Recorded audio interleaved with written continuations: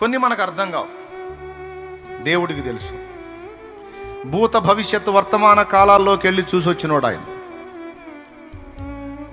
రేపేం జరిగిద్దో నీకు తెలుసా? అందరూ నోరు తెరిచి చెప్పండి. పోనీ ఇంకో గంట తర్వాత ఏం జరిగిద్దో తెలుసా?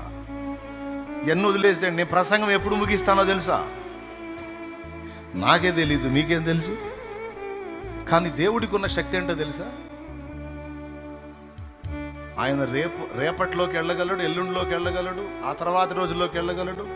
10 సంవత్సరాల తర్వాత మన భవిష్యత్తు ఏంటో అందులోకి వెళ్ళి చూసి రాగలడు. భవిష్యత్తులోనికి ప్రయాణం చేసే శక్తి దేవునికి ఉంది. అందుకే భూత భవిష్యత్తు వర్తమాన కాలములలో ఉండువాడు అని ఆయన గురించి రాసుంది. ఏదైనా ఒకటి అనుమతించాడు అంటే అన్యాయంగా ఏది చెయ్యడు.